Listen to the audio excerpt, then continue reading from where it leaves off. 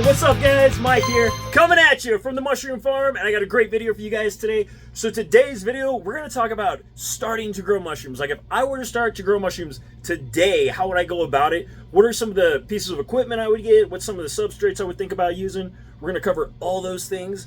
And those of you who don't know, my name is Mike. I'm a mushroom farmer. I've been farming gourmet mushrooms 9 years full time. Okay, so we're standing here in my brand new mushroom farm in Western Colorado that I built myself actually. And here's just a few pictures of some of my recent grows and harvests over the years. But I basically take all these really freaking awesome mushrooms and I sell them at farmers markets and to high-end restaurants. So if you guys are into mushrooms and farming, make sure you click the subscribe button right now so you get more mushroom and farming videos like this in the future. But anyway, on to today's video. And I want to say too, this was a subscriber comment that kind of made this just come up in my head that I really should make a video about this. And I've been asked this question so many times over the years, and I want to say if you guys have any questions or any suggested videos, just drop it down below in that comment section and I'll be sure to answer all your questions, or I might make a video on it. I've got a lot of videos in the pipeline for you guys, so just stay tuned for that. We got a lot of cool stuff coming. But anyway, on to today. If there's one thing I would do like right now to start growing mushrooms, the very first thing I would do is I would click the subscribe button to make sure you subscribe to the Mushroom Mesa YouTube channel. It has been scientifically proven that growers that subscribe to the Mushroom Mesa YouTube channel grow 2,000% better mushrooms than everyone else. So make sure you subscribe to the channel. But anyway, beyond that, the first thing you want to do is you want to think about how big are you going to do this? Okay, like do you want to run a big farm like I'm doing here, or do you just want to grow a couple for your family, or like, you know, on your countertop, or just for fun, or just to give to some of your buddies, you know what I mean? You might have all sorts of things in mind. So there's a lot of ways you can do this based on scale, okay? So think about the scale first, and then secondly, what type of mushrooms are you trying to grow, okay? Because certain mushrooms grow better on different types of substrates, okay? Like for instance, behind me, we have reishi mushroom. These are growing on a sawdust substrate, okay? That's a good substrate for like lion's mane, oyster mushrooms, things like that. But you want to think about your substrate too. Okay, cool. So we got scale, types of mushrooms, substrate. Okay, so those are like the three main things basically that you want to consider when you're really just kind of starting to get into this. And anyway, I will just kind of say, if you're the type of person, if you like to get really deep into something, I'll talk about that because that's how I started. Okay, but I'll say if you are the type of person just like, you know what, I just want to try to grow a few first, man, you know, before we get in too deep. One of the best things you can do is buy a grow kit. And I want to say right now, I don't sell these, so I'm not trying to sell you any grow kits. But I will say buying a grow kit from a reputable grow kit seller is wise. So then that way you can grow some out yourself. The growing is some of the most fun process. It's some of the easiest stuff to do too. And you can see if you like to do that. And then if you like to do that and you want to dig a little deeper, we can talk about different ways you can approach digging deeper. But I would say in the very beginning, unless you want to get in deep, get a grow kit, okay? Okay, cool. So for, like I said, for the people that don't want to get in too deep, get a grow kit. That's how you should start. And just grow out a mushroom, see if you like doing it. Now, if you're like, okay, no, I want to pursue this further, dude. So here's what you do, okay? Really, you should get a pressure cooker and a laminar flow hood if you can afford it. If you can't afford it, you need at least a still air box or something like that. And let me explain why. With a pressure cooker, you can properly sterilize grains. You can make liquid culture. You can make agar, okay? So you got your full, basically, culture and grain spawn production unit right there with your pressure cooker, okay? Now, if you can afford a laminar flow hood, that's just great for a beginner. They run about $1,000 for a good off-the-shelf one. Maybe they're a little more actually, but around 1,000 is the price tag, okay? So if you can afford that, do it. If you cannot afford that, you can still do this, okay? You can just get a tote and make like a still air box, but basically it just gives you an environment where the air isn't moving around. You'll wipe it up beforehand, and that's where you'll do your sterile work. So you make that choice right there. But basically, you'll be able to produce all your spawn with your pressure cooker. And from then, you want to think, what substrates do I have available, and what kind of mushrooms am I going to grow? Because if you're going to grow things like lion's mane or something like that, lion's mane only does good on hardwood substrates, okay? So you're going to want to be sterilizing your hardwood substrate. Now, let's just talk about hardwood right now and just wood substrates in general. You can grow oysters on these too. You can grow pretty much anything on wood. Real quick, as I was editing this, I realized I was continuously just saying that this is hardwood, and I just want to, I'm always upfront and completely honest with you guys on this channel. That was just coming to mind, and I'm just talking about wood substrates in general. Okay, so this is actually a blend of hardwood and softwood, just to be completely truthful with you guys. And I've actually made videos before talking about different types of wood, and I prefer softwood, believe it or not, when I can have the opportunity to use it. Many times, though, many cultivators just refer to things as hardwood fuel pellets or hardwood, but I want to tell you, I've purchased hardwood pellets, I've purchased softwood pellets, and I've purchased blends. This is actually a blend, like I said, and I prefer the softwood when I have the opportunity to use like just straight softwood because I feel like it hydrates faster and it colonizes good. But I just want to say, if you're ever buying any type of off-the-shelf heating pellet, they all work, okay? So just right away, they all work, and we're going to go ahead, we'll get back to the video, but if I refer to any hardwood or all, this is actually truly a mix of hardwood and softwood, but you can use whatever you want. For hardwood, what you're going to want to do is like think about scale for the most part. If you only want a few blocks for yourself or your family, you can sterilize these, the Master's Mix blocks. This is a 60-40 Master's Mix block, 60% sawdust, 40% soybean hulls, but you can sterilize this in your pressure cooker on your stovetop. And you would want to sterilize them like I would do 2.5, 3 hours, somewhere around that zone, and that should be plenty. 2 hours might even be sufficient, but I make all mine in a big steam unit, okay? So, but if you want to do this, like I said, small scale, start with 3 hours, make sure it gets sterile for you. You should be fine with 3 hours, and then titrate down. I would not go less than 2 hours on your cook because I do not think that's going to be sterile.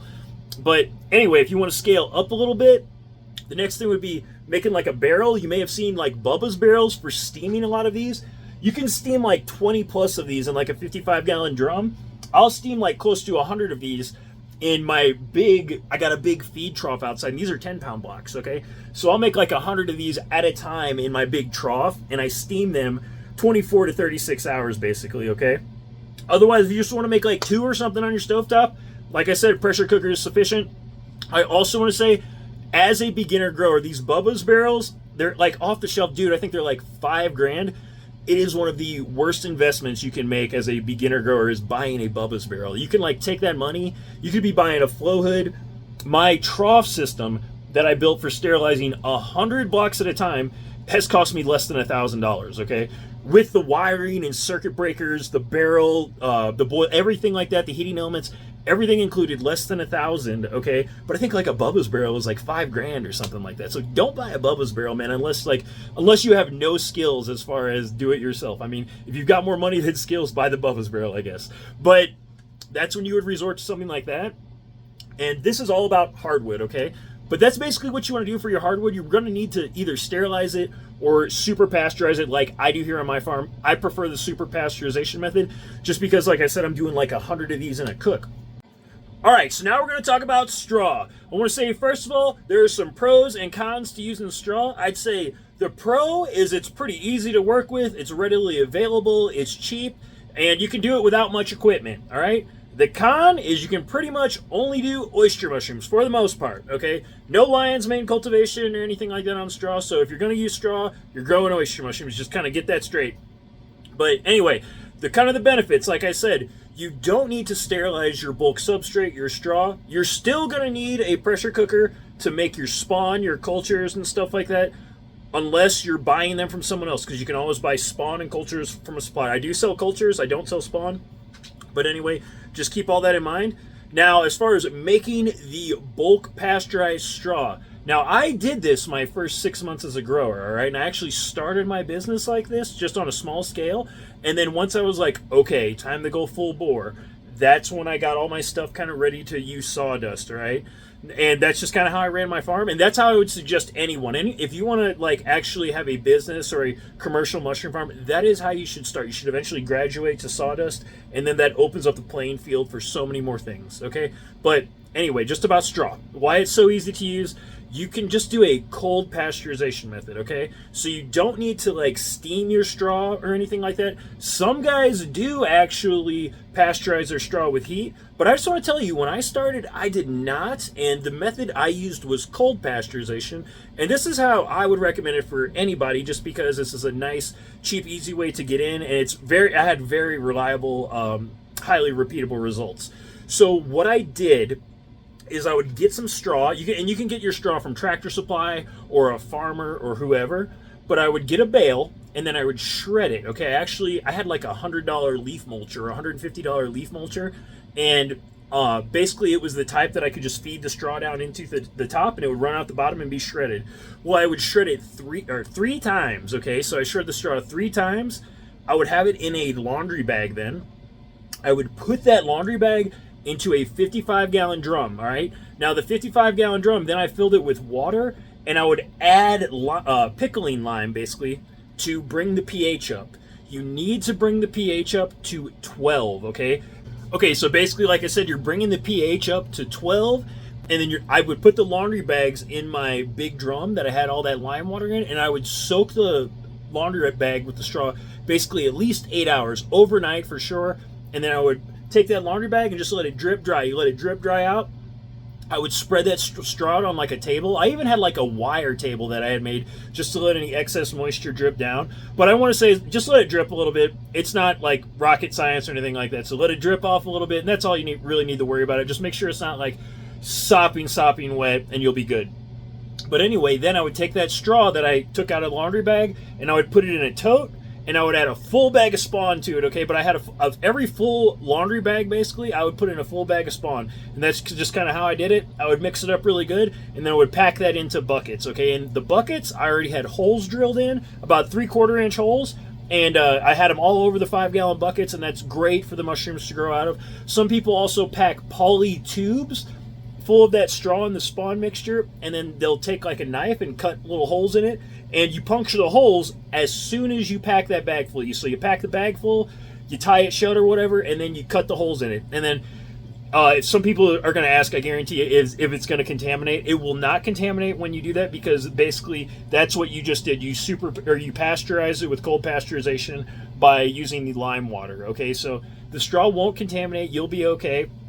Even with the holes in the buckets, I would have you'll see some guys put a trash bag over it if you're concerned about them getting moldy. But I'll just tell you guys, I was in the middle of the Midwest. I would take my 5-gallon buckets that I had just spawned, and I stuck them in the corner in the basement, okay?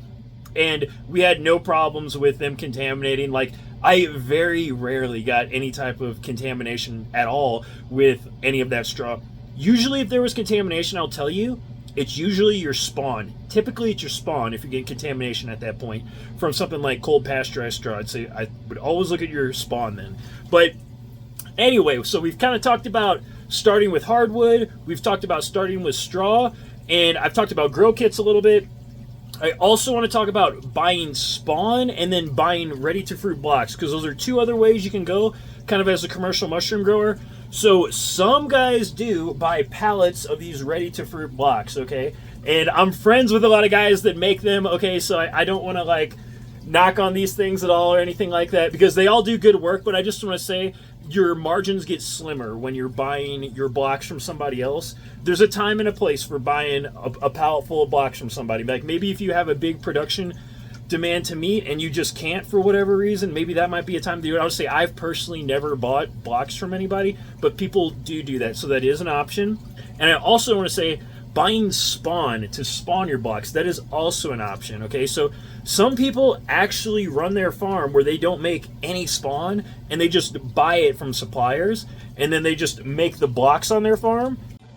Okay, now as far as like buying spawn from another spawn supplier or something like that and using it to make your production blocks, now I personally don't do this on my farm. The only time I would ever reach out and buy spawn is if I ever had like a catastrophic failure, or if I was like low on spawn for whatever reason. Then it's good to know who are the good spawn suppliers. And I'll just say, out of all the spawn suppliers out there, I'd recommend people like Myers Mushrooms is good with spawn, and Main Cap and Stem is good with spawn as well. So if you guys are ever wanting to try some different spawn, or like I said, if you ever run into a problem where you need some extra, reach out to those guys. I feel like they're really good spawn suppliers and they're trustworthy people.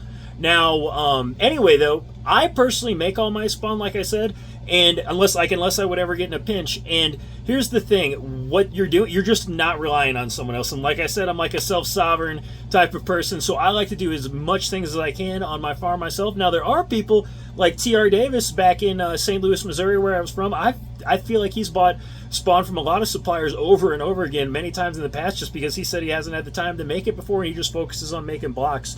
So there's just so many ways you can approach it and things like that. So it's really all about scale and context and stuff like that. But that should give you guys some ideas. And I'll say, if you have any questions for me about this kind of stuff, or something I didn't go over and you want to hear about it, just drop it down below in that comment section and I will be sure to answer your questions or make you a video on this. Like I said, I've got a lot of videos in the pipeline for subscribers that you guys have commented, so thank you all. I appreciate all you guys. We're doing a subscriber giveaway at the end of the month and also a Black Friday sale, so stay tuned for that. But anyway, hopefully you found this video helpful and informative, and if you did, please drop this video a like, subscribe to the channel if you haven't already. But that's all I got for you on this one, and I'll catch you guys on the next one.